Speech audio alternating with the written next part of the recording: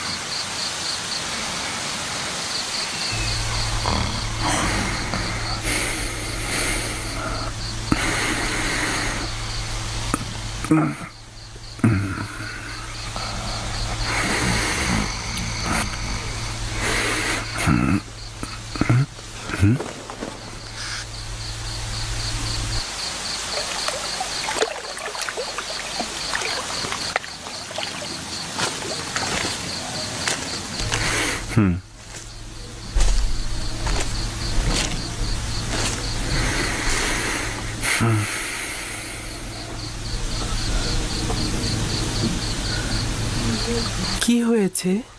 কেন ঘুমাচ্ছেন না? আমার ভয় লাগছে তুমি পালিয়ে যাবে।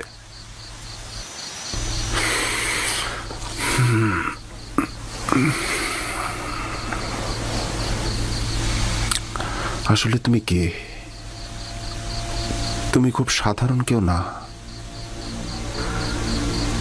আমি তো পূর্বেও এর উত্তর দিয়েছি।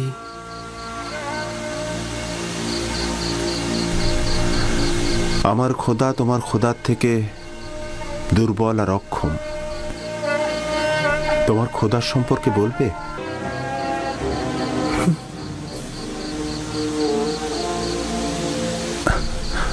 তোমার খোদা হাজির, তোমার খোদা নাজির। আমি সবখানে তার অনুগ্রহ দেখেছি। কত সহজেই তুমি তার সাথে সম্পর্ক স্থাপন করো। সে তোমার ডাকে সাড়া দেয়, তোমার দোয়া কবুল করে। তোমার অন্য ইনসানের সাথে কুদরতের পার্থক্য রয়েছে। তুমি কে? খোদা ভালো কাজে সাড়া দেয়, সহযোগিতা করে। তোমার এই খোদাটা কে যে সব জায়গায় তোমার সহযোগী? তুমি তো এতক্ষণ তার বর্ণনায় দিলে। তার প্রতি আমি ঈমান আনতে চাই। তুমি ঈমান এনেছো, তার প্রতি তো তোমার ঈমান রয়েছে। আমার ঈমান রয়েছে?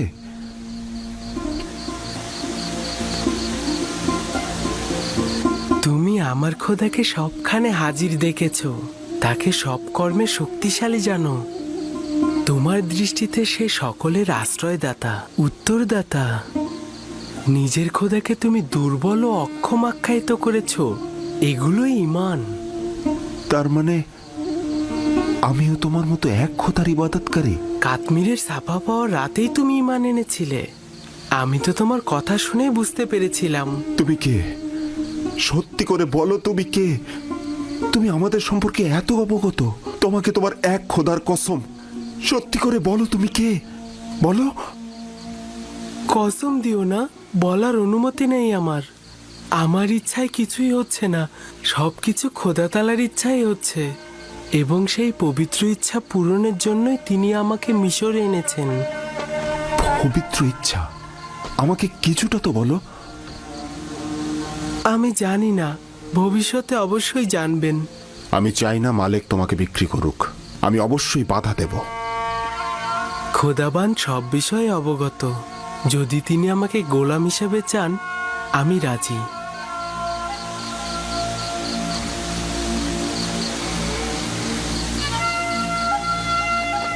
খোদাবান সকলকে ভালোবাসেন, সকলের দিকে লক্ষ্য রাখেন। এখনো বলবে না তোমার পিতার নাম? আপনাকে বলেছি তো, আমি কূপের সন্তান। যে কূপ থেকে তোমাকে বের করেছি? ঠিক আছে, বলো না। একদিন তো অবশ্যই জানতে পারবো।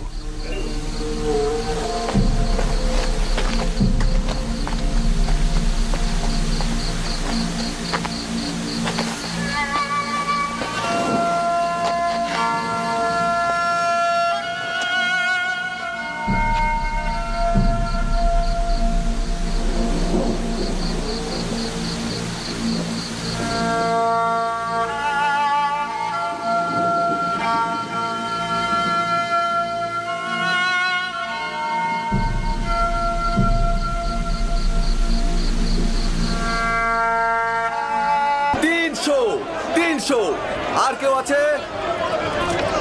আর কেউ? 300। আর কেউ আছে?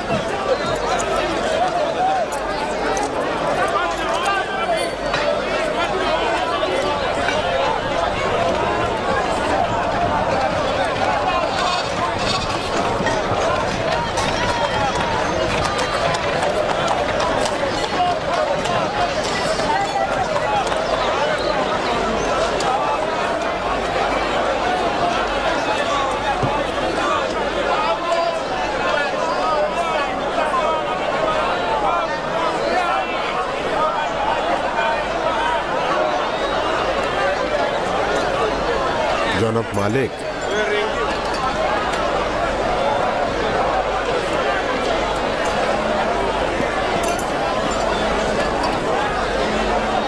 ওকে বিক্রি করবেন না।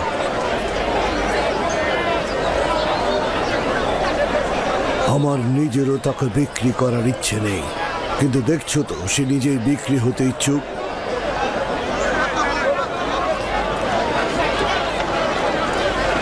এই গোলামটার মূল্য কত?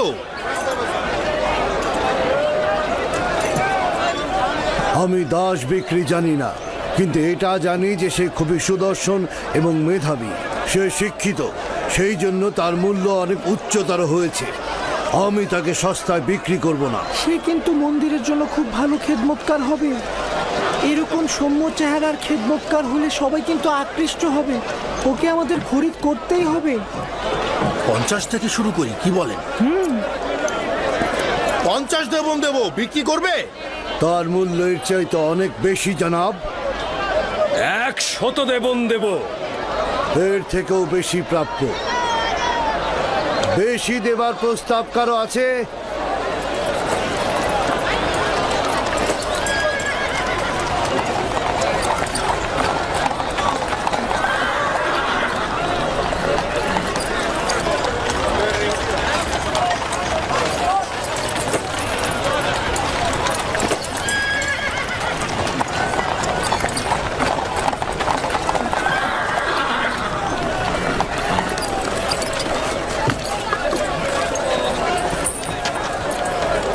এই দাসগুলোকে দেখুন, এরা কম খায় কিন্তু বেশি কাজ করে। জনাব পুতিফারকে অভিনন্দন। খোশ আমদেদ, খোশ আমদেদ। জনাব, এই দাসগুলো খুবই শক্তিশালী।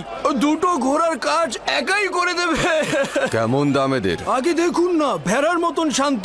300 দেবন দেবেন? 100 করে পাবে।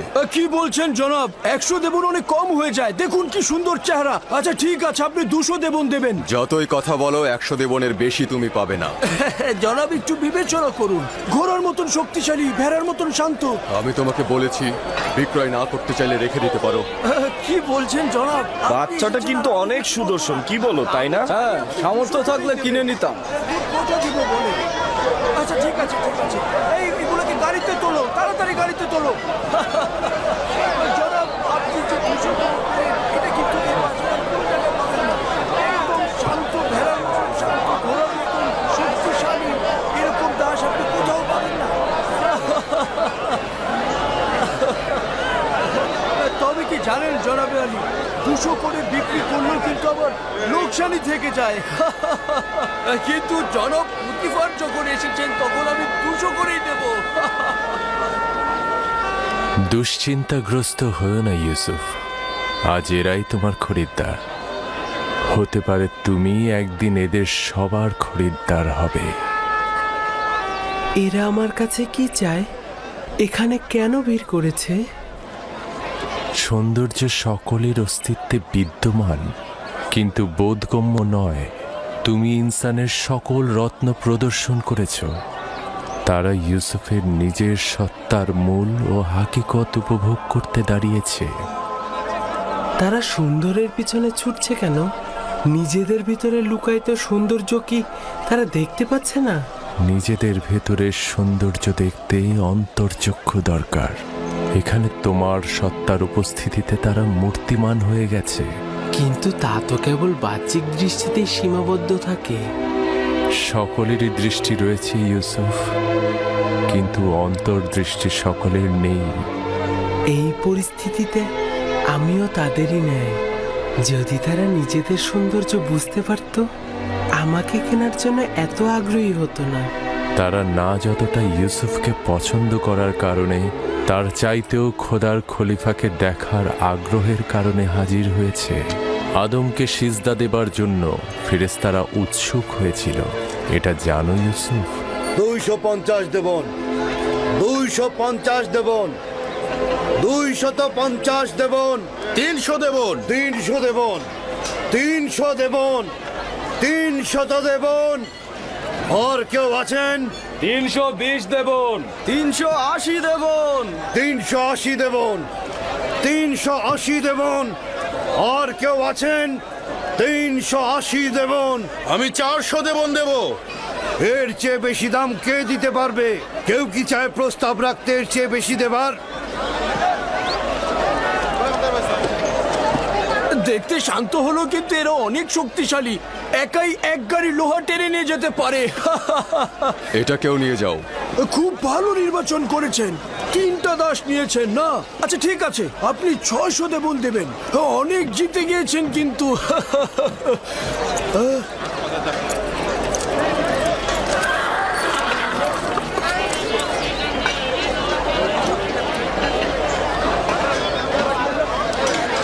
এই 3 জন দাসকে দিয়ে কিন্তু আপনি 30 জনের কাজ করে নিতে পারবেন।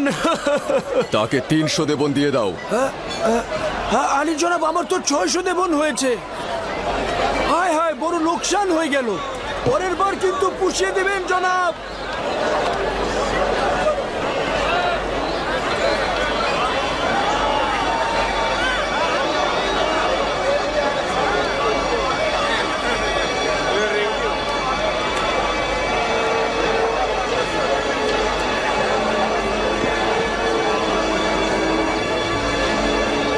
রওনা দাও।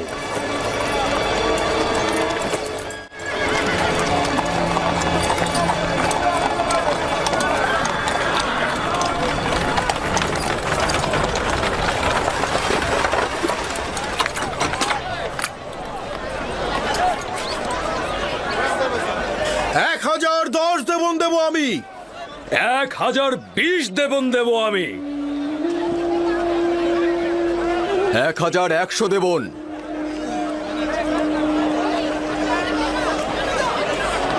পুতিফার নিলামের ময়দানে অংশগ্রহণ করেছে, এখন কি করব? যে করেই হোক ওকে কিনতেই হবে। পুতিফার আর কতই মূল্য দেবে ওকে কিনতে? আমি ওর জন্য 1200 দেবন দেব। ওকে কিনতে 1300 দেবন দেব আমি। 1300 দেবন উঠেছে। এর চেয়ে বেশি কি কেউ দিতে চায়? যতটা মূল্য আমরা হেঁকেছি তা দিয়ে কিন্তু 10টা গোলাম কেনা যেত। কিন্তু পুতিফারকে যে করেই হোক আমাদের কিন্তু হারাতেই হবে।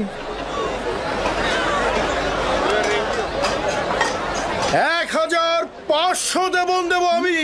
1500 দেবন দেবেন উনি। কেউ কি আছেন এর মোকাবেলা করার? কি লজ্জার ব্যাপার, মনে হচ্ছে যেন আসবাবপত্র ক্রয় বিক্রয় হচ্ছে। এই বালক যে কত অমূল্য তা যদি এরা জানতো তাহলে একে বাজারে তুলে এরকম দরদাম হাঁকাতো না।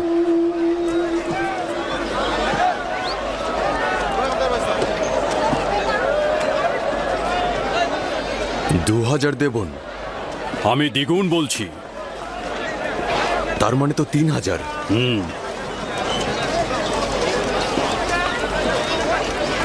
3000 দেবন। 3000 দেবন। জনাব পুতিফার সেনাবাহিনীর প্রধান, তিনি মিশরের সম্ভ্রান্তদের একজন। তিনি 3000 দেবন প্রস্তাব রেখেছেন। জনাবে পুতিফার 3000 দেবন প্রস্তাব রেখেছেন। কার এত ক্ষমতা আছে যে জনাব পুতিফারের সাথে প্রতিযোগিতায় নামে? আপনাকে মোবারকবাদ। এখন থেকে এই গোলামের মালিক আপনি। আপনাকে এই নিশ্চয়তা দিচ্ছি যে একজন পরিপূর্ণ শিক্ষিত এবং আদব কায়দা জানা একজন গোলাম কিনেছেন। অনেক সৌভাগ্য, কল্যাণ এবং বরকতময় গোলাম। এই গোলাম জনাব পুতিফারের কাছে বিক্রয় করা হলো।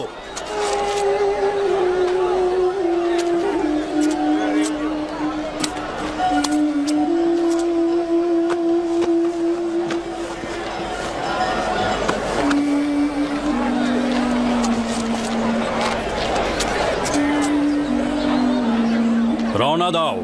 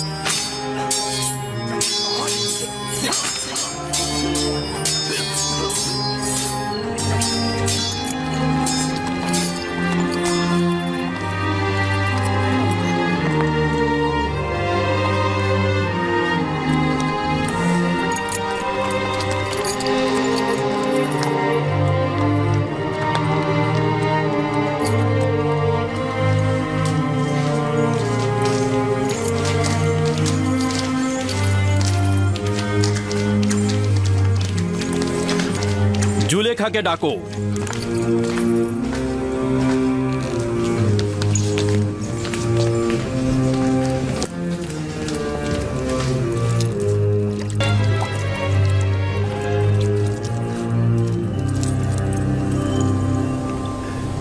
জনাবে আলী, এই অদ্বিতীয় মুক্তটাকে কোথা থেকে নিয়ে এলেন? কিনে এনেছি, তাও আবার অনেক বেশি মূল্য দিয়ে। যত মূল্য দিয়ে কেনেন না কেন, তারপরে কম হয়েছে।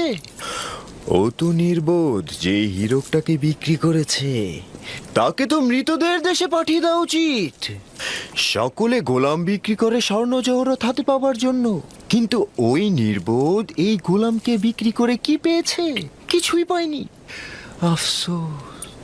আপনি মহানুভব, আমি গোলাম ছাড়া কিছুই নই। হ্যাঁ, পুতিফার প্রাসাদে খোশামদের পুত্র আমার। কৃতজ্ঞতা জ্ঞাপন করছি জনাবে আলী। আসতে না আসতে একেবারে হইচই ফেলে দিলেন। আমাকে জরুরি তলব করার কারণ জানতে পারি কি? এই হাদিয়া তোমার পছন্দ হয়েছে?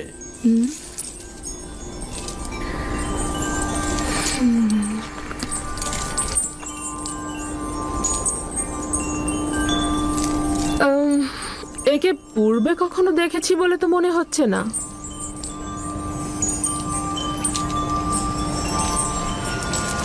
স্বপ্নে হয়তো বা কোথাও তাকে দেখেছিলাম। যাজ্ঞে সে কথা। আমার কিন্তু ওকে অপরিচিত লাগছে না।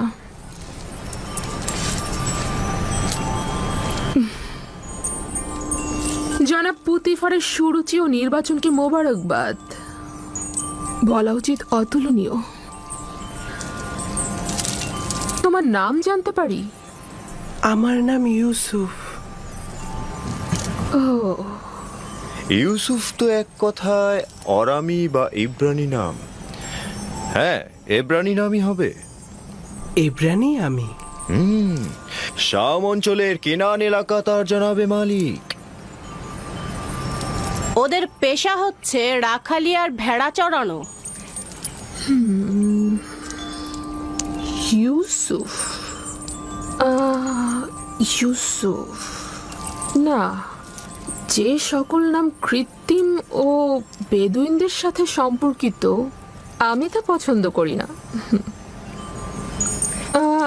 যদি অনুমতি প্রদান করেন তাহলে তার জন্য একটা মিশরীয় নাম নির্বাচন করি। ওকে আমি তোমার জন্যই নিয়ে এসেছি।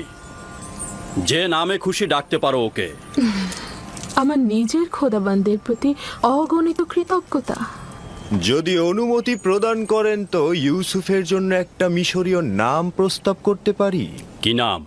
নামটি অবশ্য ইউসুফ নামের কাছাকাছি হবে। ইউজারসিফ।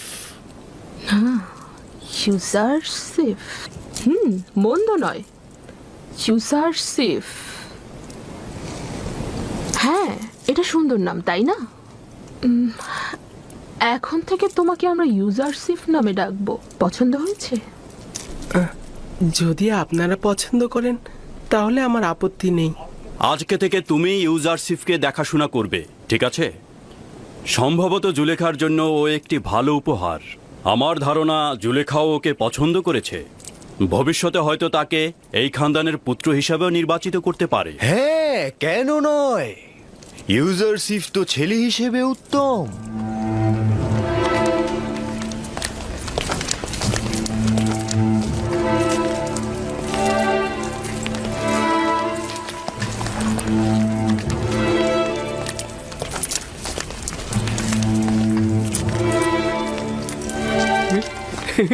ও মা, কি সুন্দর ছেলে! এরকম সুন্দর ছেলে তো আমি জিন্দেগিতে দেখিনি। হ্যাঁ, আমিও দেখিনি। তবে তার চেহারা কিন্তু গোলামের মতো নয়।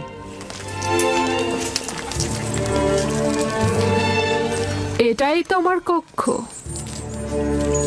পছন্দ হয়েছে?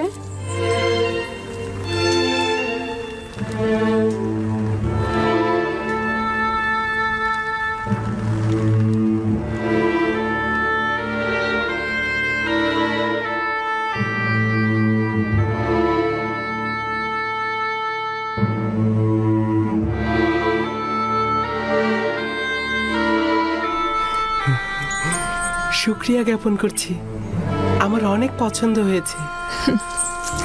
ইউজারসিফের বিশ্রামের সকল ব্যবস্থা করো।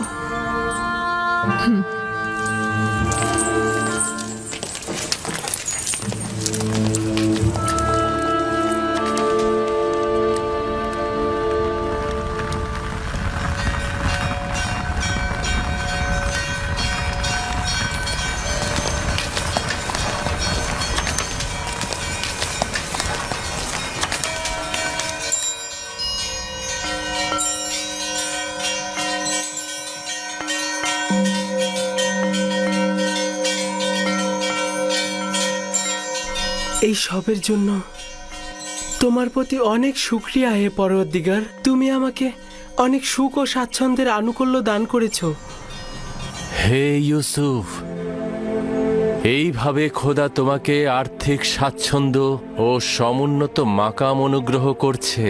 তোমাকে কূপের থেকে ইজ্জতের শৃঙ্গে এবং উচ্চতর জায়গায় পৌঁছাবেন, এবং তোমাকে খোয়াবের ব্যাখ্যা বিশ্লেষণ শিক্ষা দিয়েছেন, যেন এইসব স্বপ্নের ব্যাখ্যাকারীদের ভাষার ইলমের চাইতে অধিকতর জ্ঞাত এবং সব রকম ওস্তাদির কসরত তুমি দেখাতে পারো।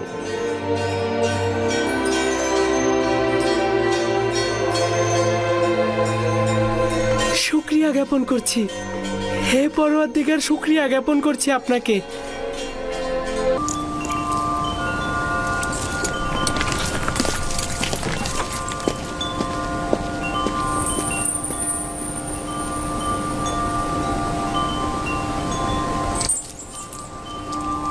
তুমি কি আনন্দিত নও ইব্রানি? এখানে থাকার জন্য আমি আনন্দিত, কিন্তু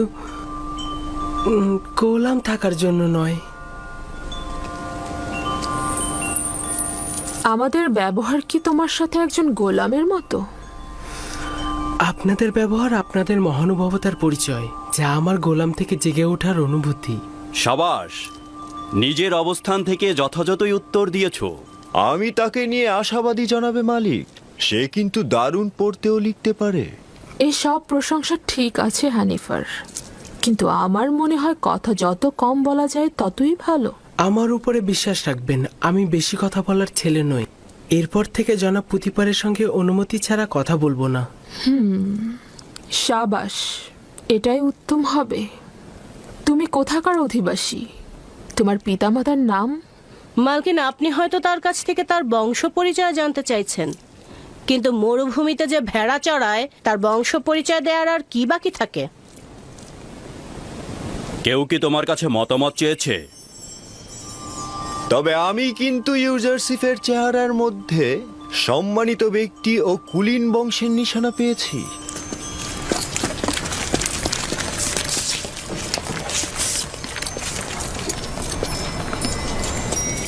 কি হয়েছে ব্যবসায়ী তোমার?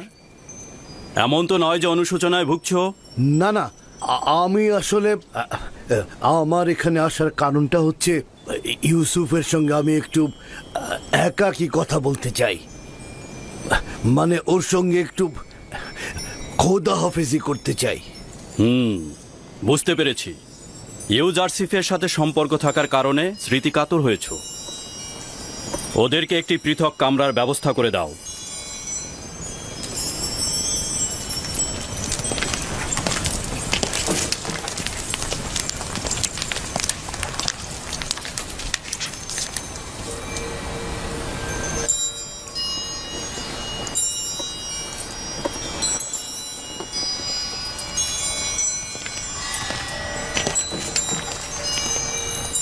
দেখলে তো ওর সাথে সম্পর্ক ছিন্ন করা কতটা মুশকিল।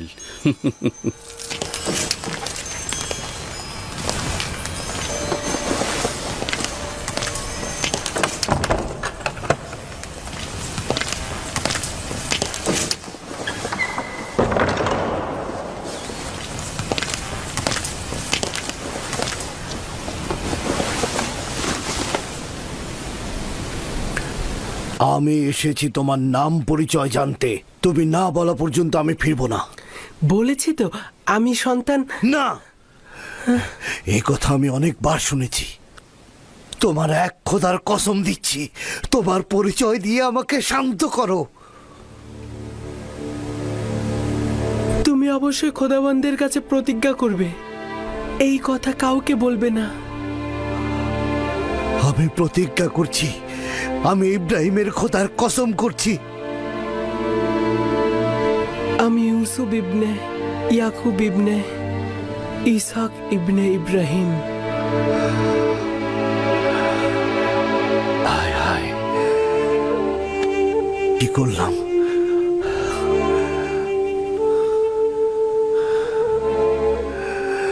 আমরা তো চাচাতো ভাই, তুমি ইসাকের বংশধর এবং আমি ইসমাইল জাবিউল্লাহর বংশধর। খোদা আমাকে ক্ষমা করবেন না। এটা কি কাজ করলাম আমি?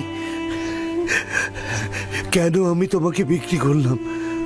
আমি জানতাম আপনি আমার চাচাতো ভাই এবং আমাকে বিক্রি করার জন্য আমি অনুতপ্ত নই।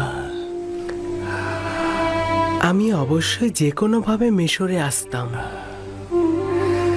এই ঘটনা খোদাবন্দের ইচ্ছাতেই সম্পূর্ণ হয়েছে। ওই সকল ঘটনা দেখে আমার তখনই বোঝা উচিত ছিল যে তুমি মামুল ইনসান নও, তুমি একজন পয়গম্বর। আমাকে ক্ষমা করো, আমি কি করছেন? পয়গম্বরকে চিনতে পারি। উঠুন, আমাকে ক্ষমা করো। আপনি শান্ত হন, উঠে দাঁড়ান।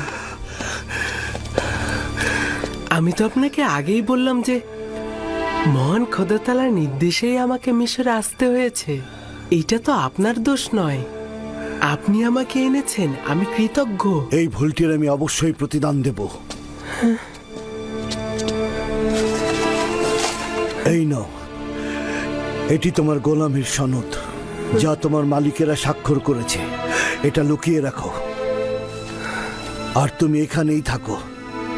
আমি চাই না তুমি বাহাসের মধ্যে আসো।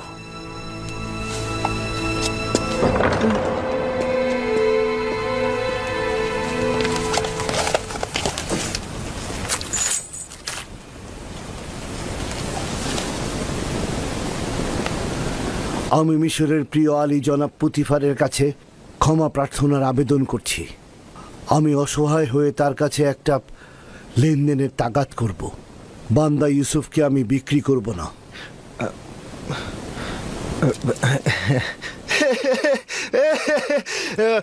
সাবাস সাবাস তোমাকে। কিছুক্ষণ পূর্বেও তোমাকে নির্বোধ ভেবেছি, কারণ তুমি ইউসুফের মতো হীরককে চিনতে পারোনি। কিন্তু এখন দেখছি তুমি এইরকম নয়। অবশেষে তুমি হীরকটাকে চিনতে পেরেছো, কিন্তু একটু বেশি দেরি হয়ে গেল না? বিক্রয় করবার পূর্বেই তোমাদের এটা চিন্তা করা উচিত ছিল। এখন অনেক দেরি হয়ে গেছে। জনাব পুতিফার, ইউসুফের জন্য আমি আমার সকল সম্পদ দিয়ে দিতে প্রস্তুত। তাগাদ করছি তাকে ফিরিয়ে দিন। তুমি কি শুনতে পাওনি? জনাব পুতিফার বলেছেন আর কোনো কিছুর বিনিময়ে ইউজারশিপকে ফেরত দেওয়া হবে না। আমি স্বীকার করছি এই লেনদেনের জন্য আমি অনুতপ্ত। আমরা ইউসুফকে বিক্রি করব না, আর ওকে ছাড়া এখান থেকে যাবও না। যদি আর একবার গোস্তাকি করো তো দুজনকে ধরেই কয়েদখানায় পুরব। এখান থেকে চলে যাও। আমি ইউসুফকে ছাড়া এখান থেকে যাব না। আলী জনাব, রহম করে ইউসুফকে ছেড়ে দিন। রুদামুন,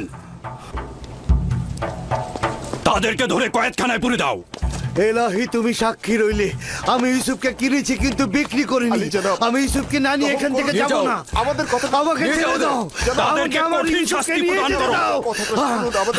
আমার ইউসুফ, ইউসুফ, নিয়ে যাও। কি হলো তোমাদের? দ্রুত আমাকে নিয়ে ছেড়ে যাও। দাও। আমাকে ছেড়ে দাও। ইউসুফ, ইউসুফ।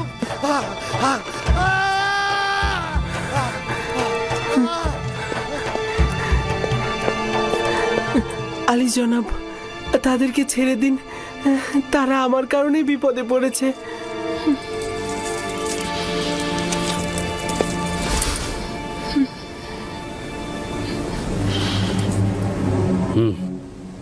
তাদের জন্য কঠিন শাস্তি পাওনাই উপযুক্ত ছিল। অনুরোধ করছি। শুধু তোমার কারণেই আমি ওদেরকে ক্ষমা করে দিলাম। তাদের আজাদ করে দিতে বলো, বন্দি করবার দরকার নেই।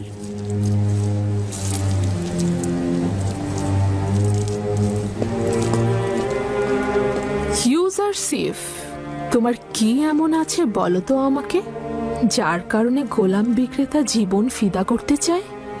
কি বলবো আমি? আমার তো নিজের কিছুই নেই। এই দুর্বল সত্তা ছাড়া আমার আর কিছু নেই। আমরা কিন্তু কখনোই তোমাকে গোলাম হিসাবে দেখছি না। আর তাছাড়া তোমাকে যে অর্থ দিয়ে খরিদ করেছিলাম সেটাও তো ফেরত দিয়ে গেল তারা। আমি মূল্য বুঝি না এমন নয়, আমাদের মধ্যেকার সম্পর্ক লেনদেনের হোক, আমি এটা চাই না। আমি এই উপহার দেওয়ার জন্য আপনাকে শুকরিয়া জ্ঞাপন করছি। কারি মামা, ইউজারশিফকে উষ্ণ পানিতে গোসল করিয়ে পোশাক পরিধান করাও। যা আজ্ঞা আমার বানু।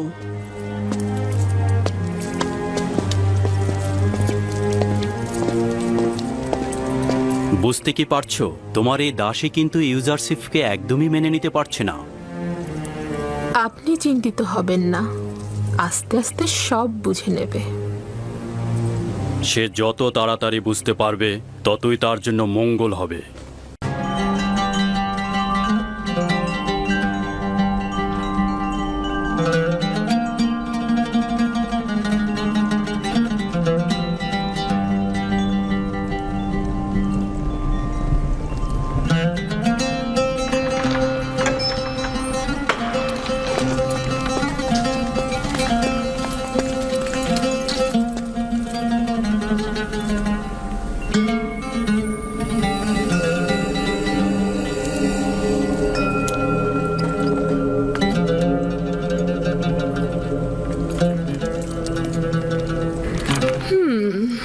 নিশ্চয়ই খোদা তোমাকে নিজ হাতে তৈরি করেছে, আর কতটা সৌন্দর্য দিয়েছে সেটা কি তুমি জানো?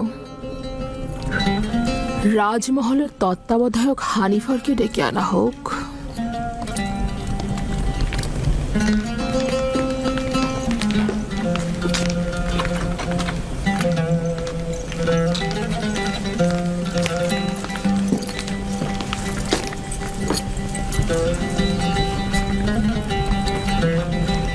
এটি সে তার বালিশের নিচে লুকিয়ে রেখেছিল।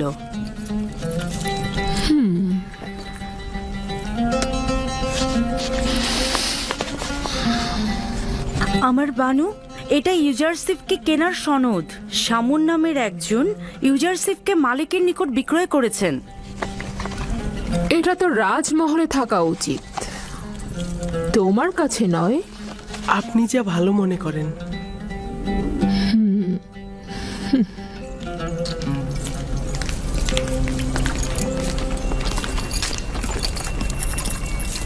বলুন আমার বানু। ইউজারশিফকে তোমার কাছে অর্পণ করলাম। আমি চাই তাকে যথার্থ প্রশিক্ষণ দেয়া হোক। রাজমহলের চালচলন এবং আচার ব্যবহার তাকে শিক্ষা দেয়া হোক। এ ব্যাপারে আপনার ওপর আমার যথেষ্ট বিশ্বাস রয়েছে। আপনি ইউজারশিফকে সঠিক শিক্ষা প্রদান করতে পারবেন।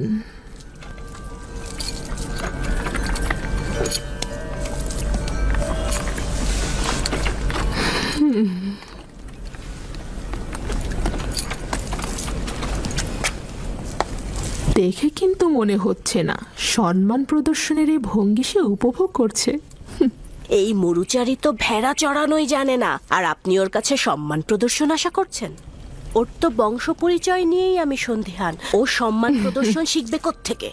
দেখো, এই পোশাকে তাকে কি সুন্দর লাগছে। আস্তে, প্রকাশ্যে ওর এমন তারিফ করবেন না, তাতে অহংকারী হয়ে যাবে। এসো আমার সঙ্গে।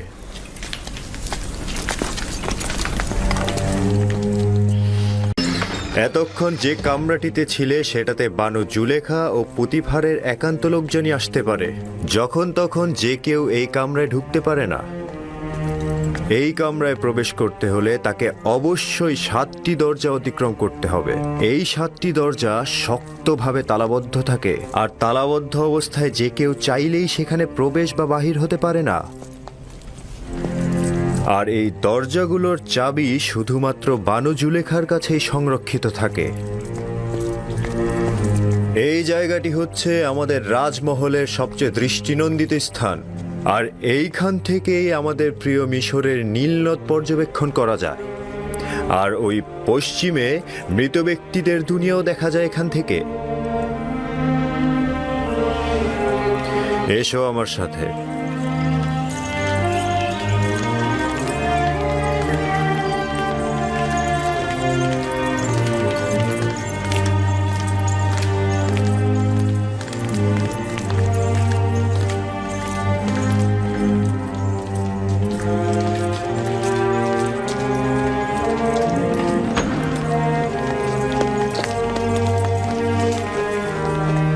এটি বানু জুলেখার নির্দিষ্ট কামরা।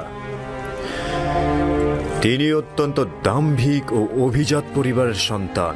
তোমাকে সতর্ক থাকতে হবে, কখনোই তার ফরমানের অবাধ্য হওয়া যাবে না। চলো যাই।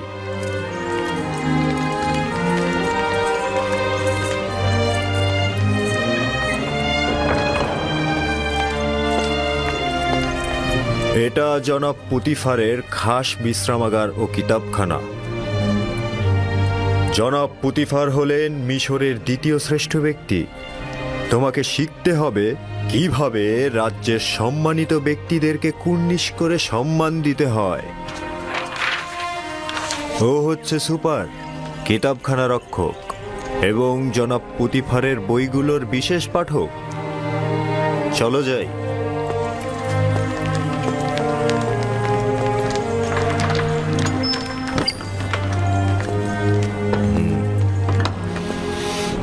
এই কক্ষটি হচ্ছে জনাব পুতিফার ও বানু জুলেখার আহার কক্ষ।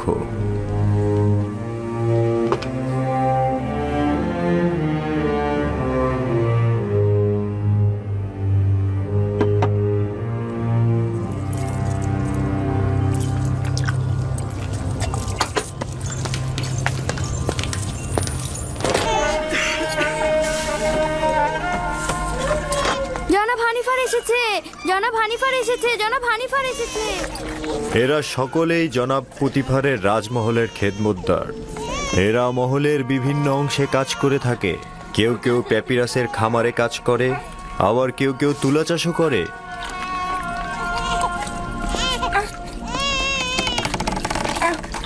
কিছু সংখ্যক পুরুষ এবং নারী এখন কর্মক্ষেত্রে রয়েছে। এখানকার প্রতিটি কামরায় একটি করে পরিবার বসবাস করতে পারে। তাদেরকে এত অসহায় দেখাচ্ছে কেন? জনাব পুতিফার কেন এদের দিকে নজর দেন না? অন্যান্য রাজ্যের খেদমতদার ও গোলামদের অবস্থা এদের চাইতেও শোচনীয়। এরা তো খুব ভালোই আছে। আমরা তাদের এখানে থাকার জায়গা ও খাবারও দিচ্ছি, তাছাড়া তাদের বাচ্চা কাচ্চাদের রক্ষণাবেক্ষণও করছি। আমি কি এদের দেখতে আসতে পারি? কেন নয়, তবে উত্তম হচ্ছে বেগম জুলেখা ও আলী জনাব পুতিফারের কাছ থেকে অনুমতি নেওয়া। এরা হচ্ছে বিশেষ গোলাম যারা পালকি বহন করে থাকে।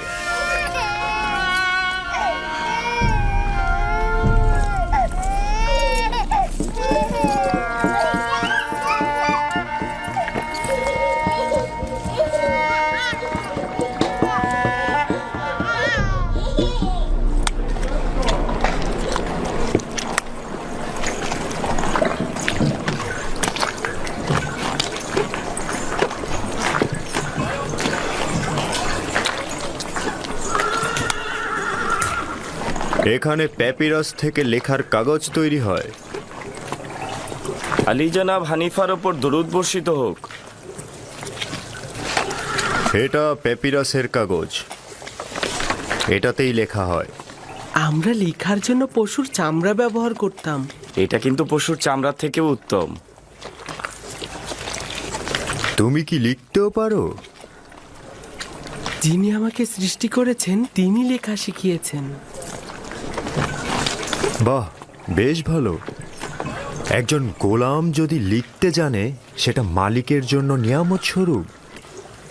তুমি কার কাছ থেকে শিখেছ বললে? আমার মালিকের কাছ থেকে। তিনি সব ভাষাই জানেন। খুব ভালো, চলো যাই, ওই দিকটা দেখাই।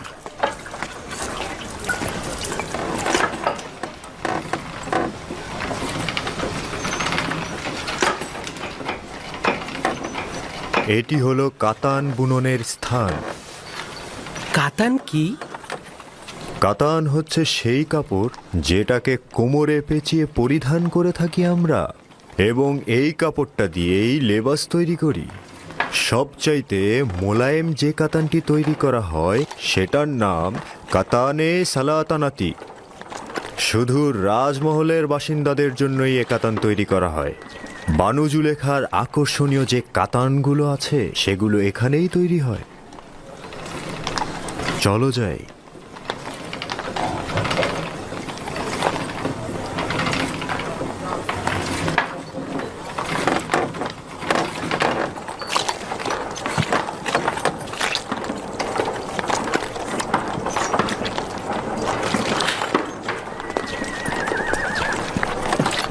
দেখছো, এখানে মাটির জিনিস তৈরি হয়। আলী জনাবের উপর দরুদ বর্ষিত হোক। সেদিন ঘোড়ার গাড়ির সঙ্গে লেগে পানি সরবরাহের কিছু পাইপ ভেঙে গেছে, সেগুলো বদলে ফেলবে। এই রকম হলে চলবে তো? হ্যাঁ হ্যাঁ, দ্রুত করবে। ঠিক আছে, চিন্তা করবেন না, সব সময় মতন হয়ে যাবে।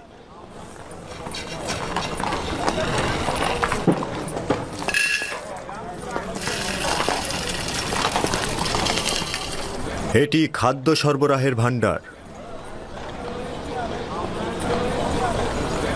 রাজমহলের সমস্ত খাবারের উপকরণ এখানেই রাখা হয়।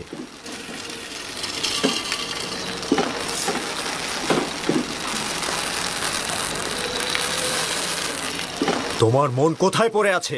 ঠিক মতো কাজ করো।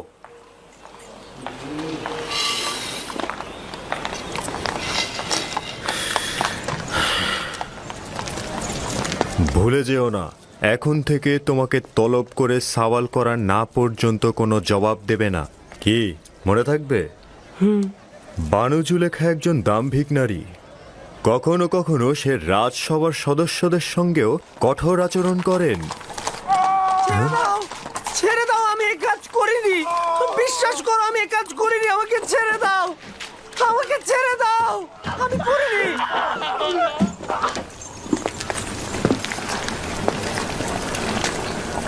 এটি রাজমহলের রান্নাঘর। বিভিন্ন ব্যক্তিদের জন্য এখানে হরেক রকমের রান্না করা হয়। গোলাম ও খেদমতদারের জন্য আলাদা খাবার, দায়িত্বশীল ব্যক্তি ও তত্ত্বাবধায়কদের জন্যও আলাদা খাবার, এবং জনাব পুতিফার ও বানু জুলেখার জন্য স্বতন্ত্র খাবার তৈরি করা হয়। কেন অনেক রকম খাবার তৈরি করা হয়? সকলের জন্য একরকম খাবার তৈরি করলেই তো হয়।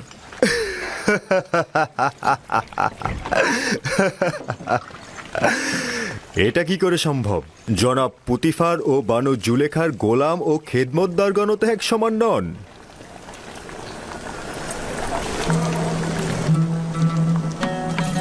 ও হচ্ছে ইউজারশিপ। এখন থেকে ইউজারশিপই তোমাদের খাবার বন্টনে সহায়তা করবে। ও একজন অক্ষর জ্ঞান সম্পন্ন বালক। তালিকা অনুযায়ী হিসেব করে ও খাবার বন্টন করবে। এতে করে আমাদের খাবারের হিসেব ঠিক থাকবে।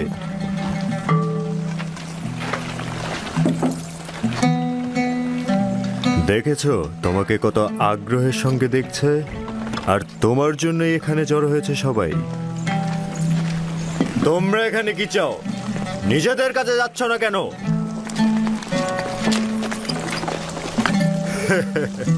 কাজে মন দাও। চলো ইউজারশিপ।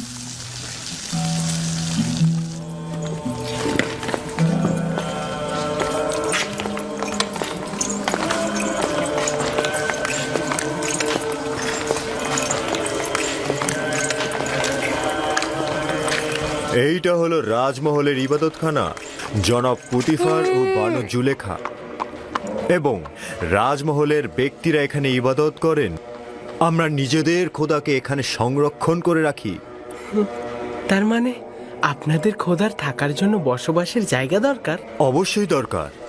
খোদাকে তো আর খোলা আকাশের নিচে রোদ বৃষ্টিতে রাখা যায় না।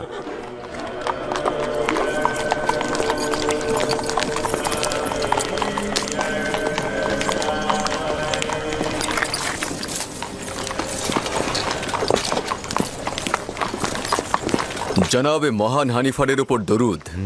সাধারণত রাজমহল দর্শনের সময় সকালবেলা, হঠাৎ এই দুপুরবেলা। ইউজারসিফকে রাজমহল দেখাতে নিয়ে এলাম। আমি চাইছি এই রাজমহল ও এর আদিবাসীদের সঙ্গে ওর পরিচয় হোক। ওখানে কি হয়েছে?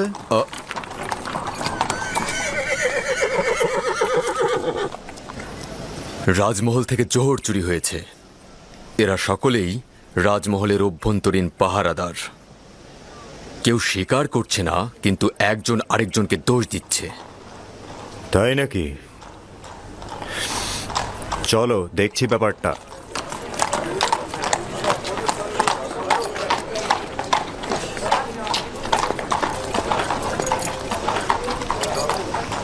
এদের দুজনকেই হাত পা বেঁধে রাজমহলের সামনে রশি দিয়ে ঝুলিয়ে চাবুক পেটা করা হোক।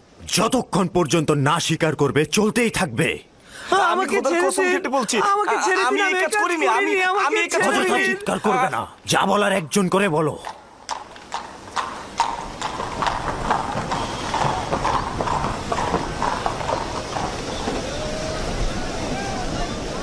কিন্তু জনাব হানিফার, মহান খোদার কসম, আমি অপরাধী নই। সত্যি বলছি, আমি চুরি করিনি।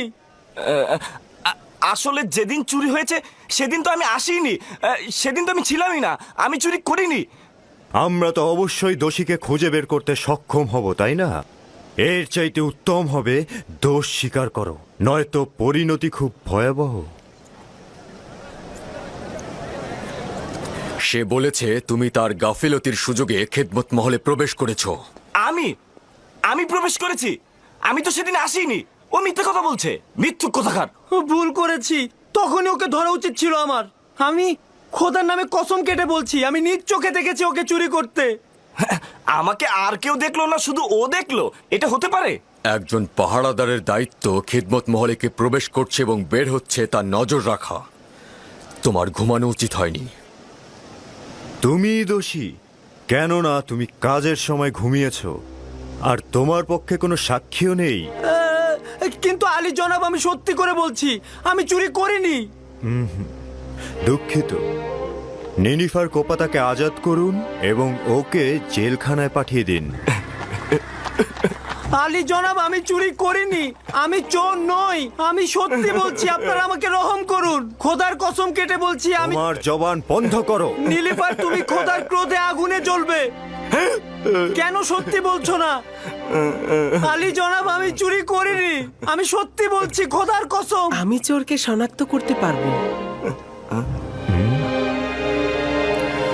না পুত্র আমার, এটা তোমার কাজ নয়।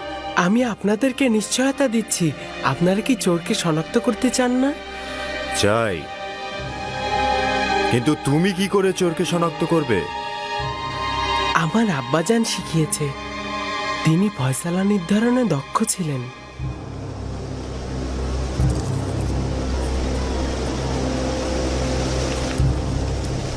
নিশ্চয়তা দিচ্ছ? জি জনাব হানিফার, চাইলে পরীক্ষা করুন। খুবই ভালো।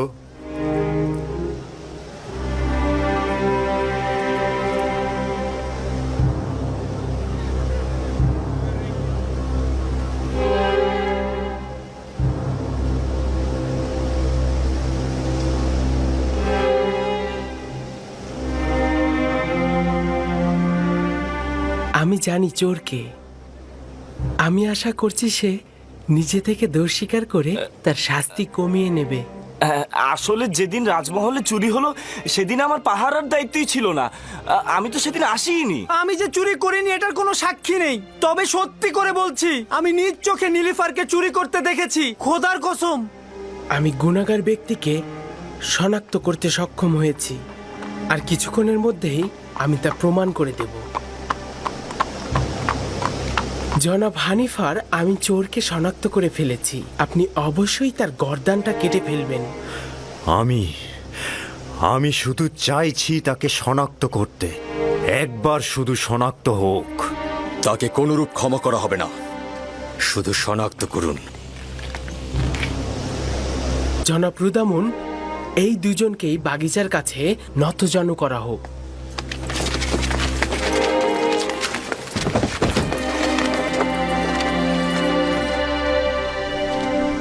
তাদের চক্ষু যুগল বেঁধে ফেলা হোক। রুমাল নিয়ে এসো।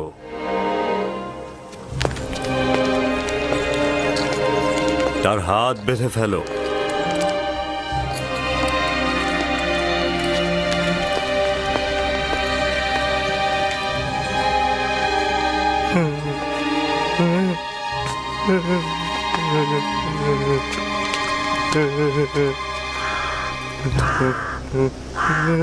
আরো একবার চোরকে সুযোগ দিচ্ছি, তুমি নিজে থেকে দোষ স্বীকার করো, শাস্তি কম পাবে। কিন্তু আমি যদি শনাক্ত করি তাহলে অবশ্যই তোমার গর্দান কাটা হবে।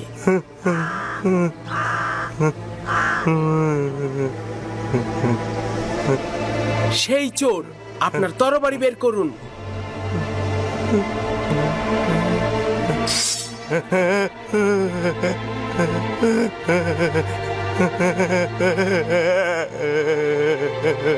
এই চোরটার গর্দান কেটে ফেলুন। না না না না, আমি স্বীকার করছি, আমি স্বীকার করছি, আমি চুরি করেছি, আমি ভুল করেছি, আমি স্বীকার করছি জনাব রুদামুন, আমি স্বীকার করছি, আমি চুরি করেছি। তুমি নিজেও চিন্তা করনি যে এত তাড়াতাড়ি স্বীকার করবে।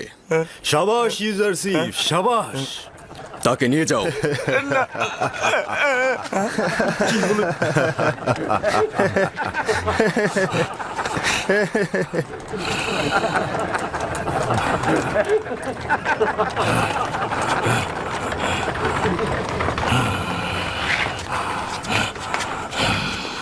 সাবাস পুত্র আমার, চিন্তিত ছিলাম, আমি ভাবতেই পারিনি যে তুমি পারবে।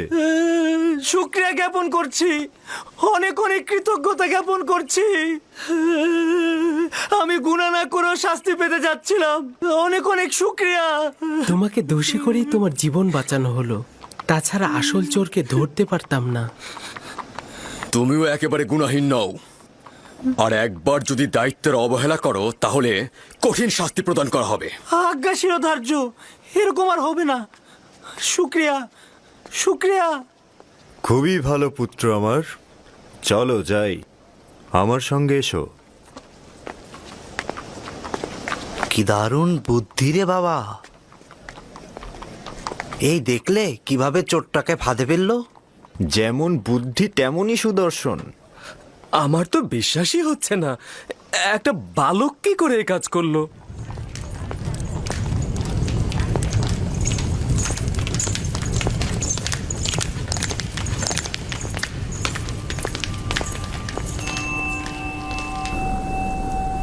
সে তো ভেবেছিল আমরা তার শিরচ্ছেদ করছি, সঙ্গে সঙ্গে সে তার জায়গা থেকে উঠে দাঁড়ালো এবং গুনাহ স্বীকার করে নিল।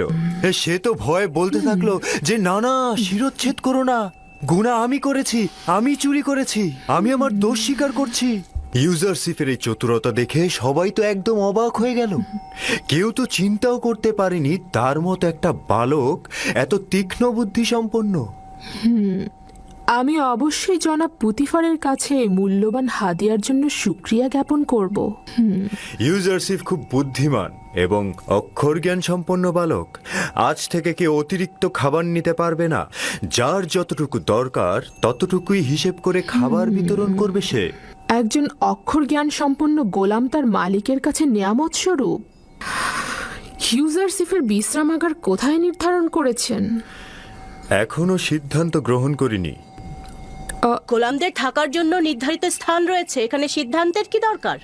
না, গোলামখানায় নয়, এখানেই রাজমহলের মধ্যে, যা গতরাতে নির্ধারণ করা হয়েছে। ইউজারশিপ, তুমি কি রাজি আছো? শুক্রিয়া জ্ঞাপন করছি, যদি অনুমতি দান করেন আমার শোবার জায়গা রাজমহলের গোলামদের মধ্যে হলে উত্তম হবে। আমি বলবো তুমি কোথায় এবং কাদের সাথে জীবন গড়বে। বুঝতে পেরেছ? জি। বানু, রাজমহলে একজন গোলামের উপস্থিতি নিয়মের বরখেলাপ, এতে করে অন্যান্য গোলামরা ঈর্ষান্বিত হয়ে উঠতে পারে।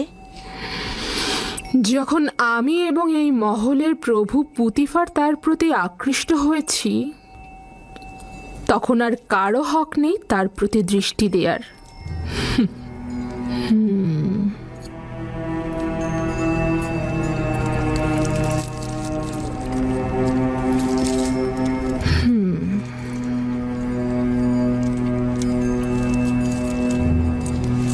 চলো